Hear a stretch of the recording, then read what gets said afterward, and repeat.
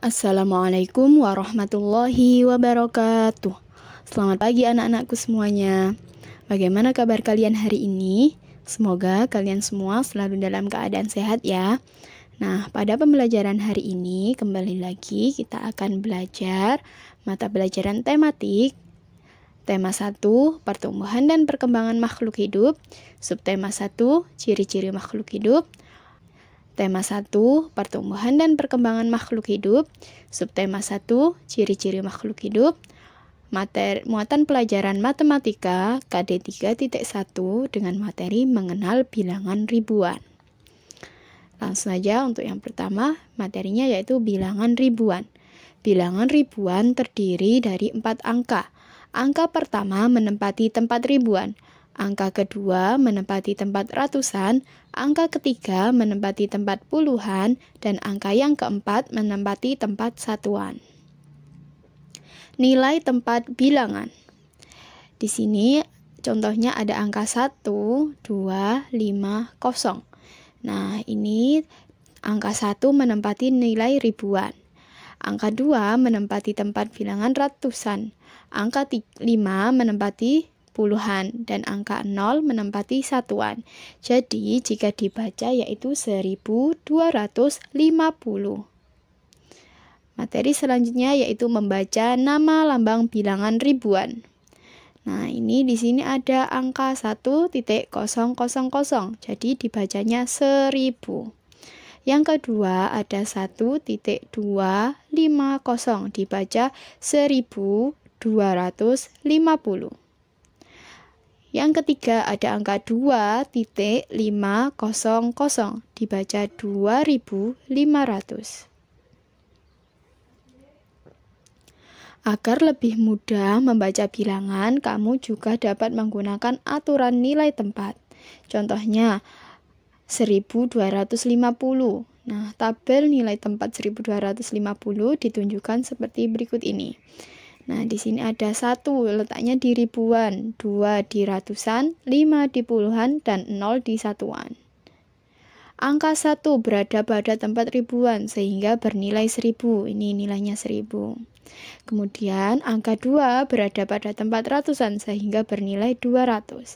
Nah, karena satu kotak biru ini 100, jadinya ada 2 kotak ini 200.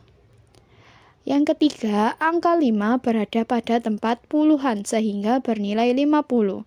Nah, kotak yang kuning ini satu susunnya 10. Jadi ini ada 5 susun. 1, 2, 3, 4, 5. 50.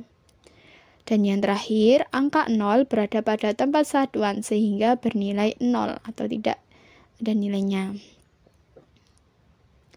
Mengurutkan bilangan.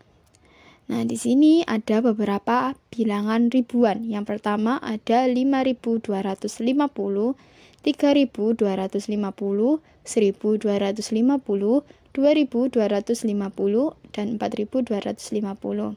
Kalian bisa mengurutkan bilangan mulai dari yang terkecil ke yang terbesar atau sebaliknya, dari yang terbesar ke yang terkecil. Perhatikan berikut ini. Mengurutkan bilangan dari yang terkecil ke terbesar. Berarti yang ditulis dulu yang paling kecil. Mana yang paling kecil? Ini. Yang depan angkanya paling kecil yaitu 1250. Kemudian yang kedua 2250.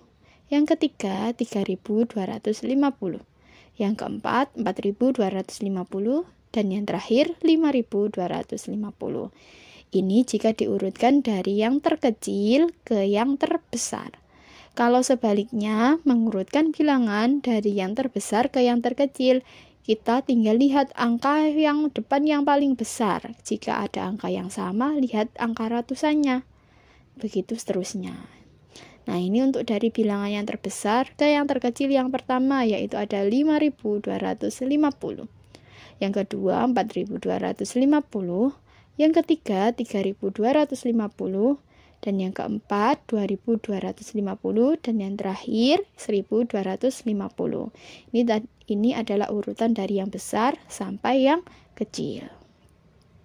Materi selanjutnya yaitu operasi penjumlahan bilangan 4 angka tanpa menyimpan. Penjumlahan bilangan 4 angka dapat dihitung dengan cara bersusun pendek. Contoh, di sini ada bilangan 1250 ditambah 2300 sama dengan titik-titik. Penyelesaiannya gimana ya? Nah, di sini cara bersusun pendek. Kita tulis dulu 1250. Kemudian penjumlahannya ditulis di bawahnya 2300. Beri tanda jumlah. Cara menghitungnya, kita hitung dulu mulai dari yang belakang atau nilai satuannya. Di sini satuan ditambah satuan. 0 tambah 0 sama dengan 0. Yang kedua, kita hitung puluhannya. Puluhannya di sini 5 ditambah 0 sama dengan 5. Yang ketiga, hitung ratusannya. 2 ditambah 3 sama dengan 5. Dan yang terakhir, hitung yang paling depan ribuannya. 1 ditambah 2 sama dengan 3. Jadi, 1250 ditambah 2300 sama dengan 3550. Tinggal ditulis di bagian sininya, 3550. Selanjutnya, menyelesaikan soal penjumlahan bilangan 4 angka. Untuk menyelesaikan soal cerita penjumlahan yang harus kalian perhatikan yaitu yang pertama, bacalah soal cerita dengan seksama atau dengan teliti, dibaca dulu, difahami. Kemudian yang kedua, buatlah kalimat matematika dari soal tersebut. Yang ketiga, selesaikan dengan cara bersusun pendek. Perhatikan contoh soal berikut ini. Peternak Pak Adi menghasilkan 2.300 butir telur setiap hari. Peternak Pak Edi menghasilkan 2.450 butir telur setiap hari. Berapakah jumlah semua telur yang dihasilkan oleh peternak Pak Adi dan Pak Edi dalam satu hari? Nah, kita supaya tahu hasil atau jumlah kedua telur yang dihasilkan adalah dengan cara melakukan penjumlahan. Nah, penyelesaiannya seperti ini. Peternak Pak Adi ada berapa tadi? 2.300 butir. Yang kedua, peternak Pak Edi menghasilkan 2.450 butir. Kalimat matematikanya adalah 2.300 ditambah 2.450. Selesaikan dengan cara bersusun pendek. Sama seperti tadi, ditulis dulu 2.300, kemudian 2.450, beri tanda tambah atau jumlah, kemudian dihitung sehingga menghasilkan 4.750. Caranya masih sama, dihitung dulu dari yang paling belakang. 0 tambah 0, 0. 0 tambah 5, 5. 3 tambah 4, 7. 2 tambah 2, 4. Nah, ini adalah cara menyelesaikan soal matematika penjumlahan. Nah, demikian untuk pembelajaran pagi hari ini. Bu Fatim cukupkan sampai di sini terlebih dahulu. Semoga kalian semua bisa memahami materi pada pembelajaran hari ini dengan mudah di rumah. Sampai bertemu di pembelajaran selanjutnya. Tetap semangat dan selalu jaga kesehatan. Wassalamualaikum warahmatullahi wabarakatuh.